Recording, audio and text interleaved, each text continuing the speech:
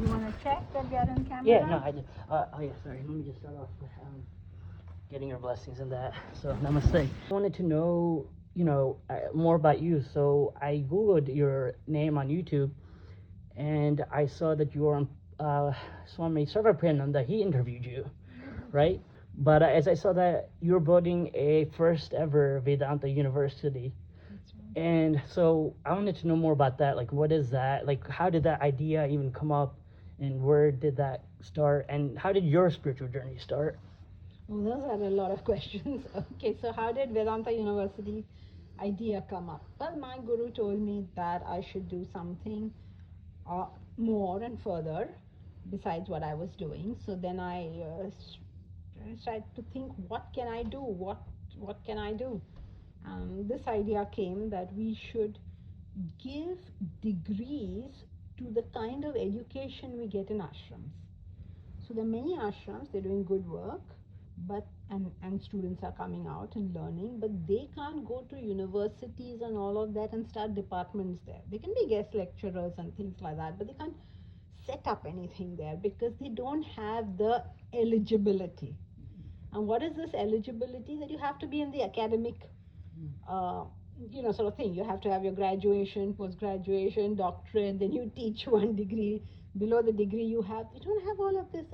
Masters on what they're doing. But that knowledge is not benefiting our youth.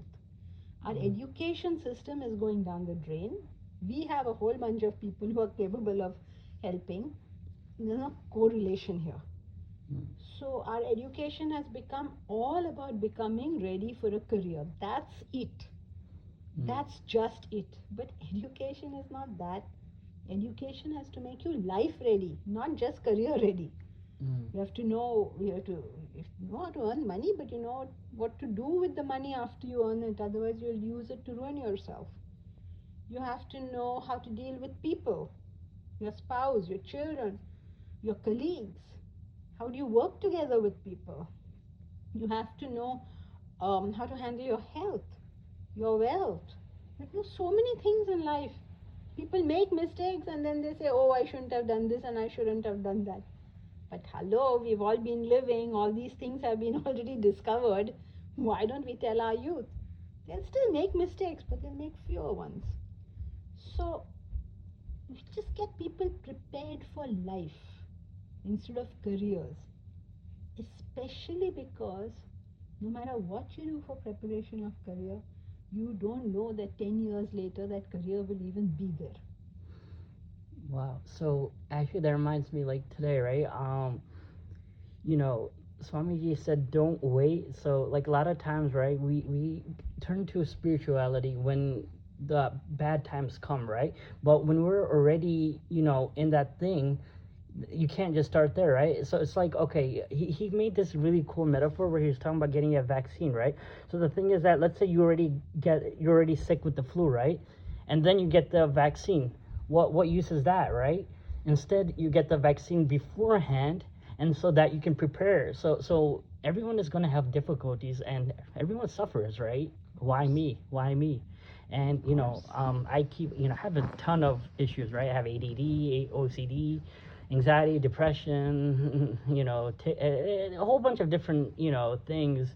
And I keep asking my guru, why me? Why me? Right? And he said, who cares? Get rid of the poison arrow. Like, you have that, right? Why not you? What makes you so special that Ishvara should change the rules of the universe for you, And perhaps maybe that was why I attended your lecture on karma, right? So you had this lecture, that's where I first saw you. And that's why normally I don't like to learn about karma. So the thing is that we follow Shruti, Yukti, and Anubhava, right? And within Vedanta, karma, you can't prove karma, so it doesn't stay within the Vedantic framework, right? Because the thing is that it's part of the Hindu package, but it's not really part of Vedanta, right? How because can you say that? It's very much part of Vedanta. Well, does it hold the three pillars of Shruti, Yukti, and Anubhava? Why not? I mean, you heard it yesterday. You tell me, does it hold it or not? It's a helpful belief. Is it a belief or is it a fact? What about it? What about what we studied was something that you feel that's just a belief. We did it yesterday. Okay, yeah. So actions always yield, but I guess the prior of the. Oh yeah, you know how it's funny you said the two words. We should know these two words and that, and I guess my karma. I forgot. I'm kidding. I'm kidding. No, I probably didn't have enough diligence. I can't just blame it on karma, right? It was my. I should have read. But yeah, what was those two words that you had? Prarabdha and Purushartha. Okay. Prarabdha is the force from the past. You've got into habits of ways of thinking, behavior, and those propel the same continuity. The same thing will go on in the future, and therefore the same results will come in the future. Okay. That's something coming from the past. But besides that, as a human being, we all have Purushartha, free will, the choice of action. So we exert that. We can change it. Yeah, my guru talks about this like sailing thing, right? And the winds come across, right? So you can change the rudder of the boat and skillfully navigate based on, So that's it. Yeah. So why is this not Vedanta? No, I'm joking. No, I mean, yeah. So I guess the reason I got onto this is because you're talking about how the education system and that. So nowadays it talks about material, but it doesn't address the lifelong things. Why are we here and that? And so, you said that your guru, who is your guru again? Swami Parthasarathy. Swami Parthasarathy, okay. And so you said that he wanted you to, do something more. And so you also at the end of the lecture said, how do we get rid of, like, overcome desires, right? And you said you find a higher desire. And so is that form of finding that higher desire? And because so what Puja Dayanandaji talks about is non-binding desires and binding desires. So you can have as much desires because it's natural, right? But it's that compulsion that I have to have. You can convert it into preferences, right? By practicing karma yoga and that. But also I guess you can also find a higher purpose. And so like, how do you do all that? Karma yoga is finding a higher purpose. Okay. That when you're able to work for a higher cause. Okay. In a spirit of cooperative endeavor, that is the definition of karma yoga. Okay. So when you take up some higher cause, some higher mission, the lower desires wane away. Just as when you became a teenager, all your childish desires went away. Yeah, that's true. Like, when we have as a small kid, we can't let go of that teddy bear. And then as we grow older, we have a desire for a nice car. And, as we get older, so then we outgrow. And in that way, we can outgrow lower forms of desire. Okay, that makes sense, yeah. And yeah, so how did your study and everything just start? Well, when I was a teenager, I had a lot of questions, and my mother used to say things like, "Oh, when you grow up, you'll know, teenagers are always confused." So I was very confused with that kind of an answer, and I would say, "Okay, let me look at the oldies." And that time, 40-year-old looks like a very old person to us. So I was look at 40-year-olds and say, I don't think they are sorted. I don't think they've understood anything. So this whole thing, there has to be something wrong with this, that you study, you get a good education, you get a good job, you can make money, you get married, you have children, and everything's going to be okay. As far as I can see, nobody's okay. So there has to be a proper way, a proper technique, a proper way of doing this thing called life. And I mean, now I can word it, but that time it was just I was like, there has to be something. I couldn't word it.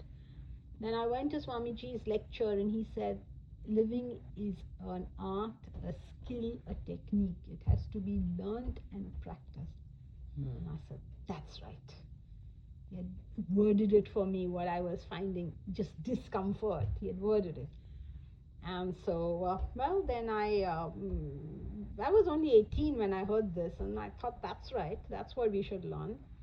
And then when I'd finished my education, I'd finished my graduation, I was sitting next to the phone, just like this, the phone was here, and my mom was sitting there, and I said, again asked her some question, and she said, I can't be bothered with your questions, you go ask anybody who knows.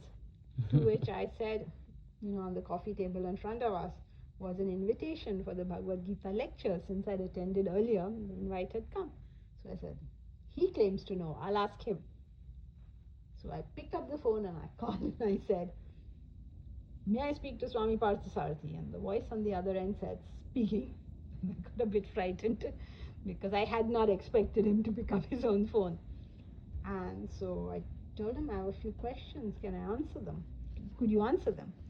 He said, "Yes, sure. Tomorrow, 9 o'clock." I said, "What? Who gives you an appointment that quickly? Even a doctor takes 3 weeks to give you an appointment." I said, "Okay, I'll come." Then he said, "Do you want to join the Vedanta Academy?" I said, No, I don't want to join the academy. I just want to get a few questions answered." So he said, "Okay, come tomorrow, 9 o'clock." So I went, he told me, he answered my questions. He said, "I'm going on Saturday." Wait, but what were your 2 questions? I don't remember what I asked Oh, him okay. then. But he said that, "I'm going on Saturday to the..." Oh, do you remember the answer? No, nothing. Remember, this is over 40 years ago. No, that makes, you know what's funny? With my guru, I get nervous, right? So when I asked Swami Sarvapriyananda for last words, right, he said, "Tattvamasi, you are that. That is the beginning and last," right? What my guru said, I got nervous because with him I get nervous, and what he gave me last words, right? I don't really remember what it was.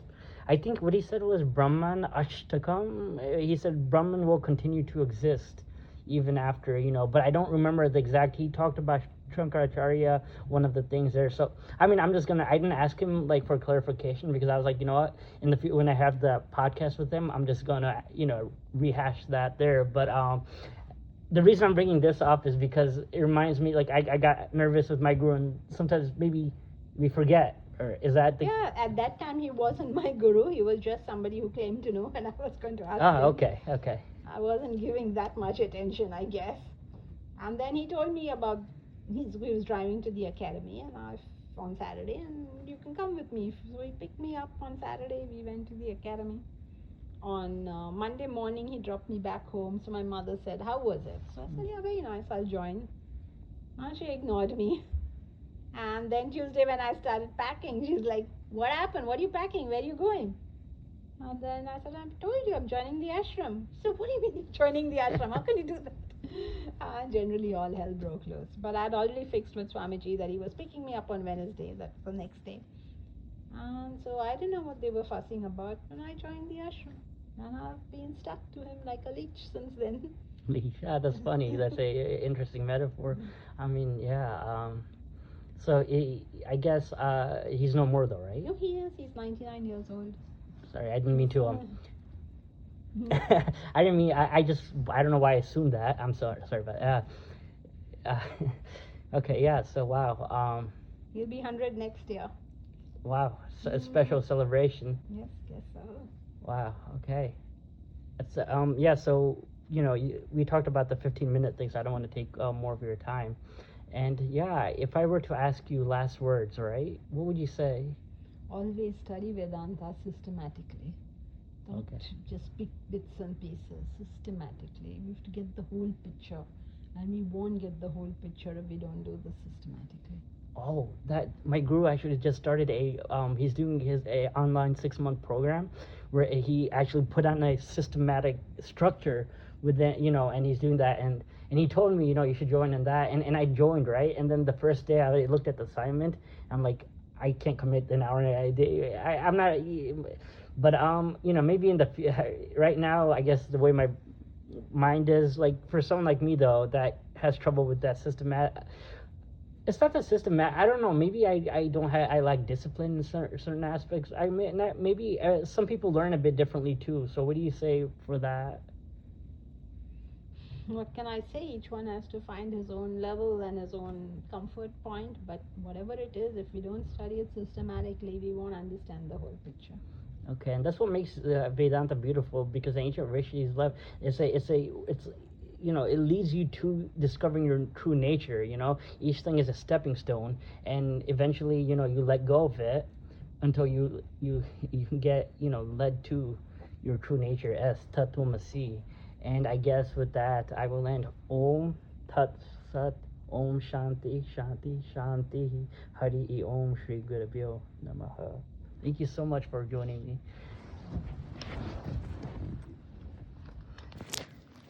That was awesome.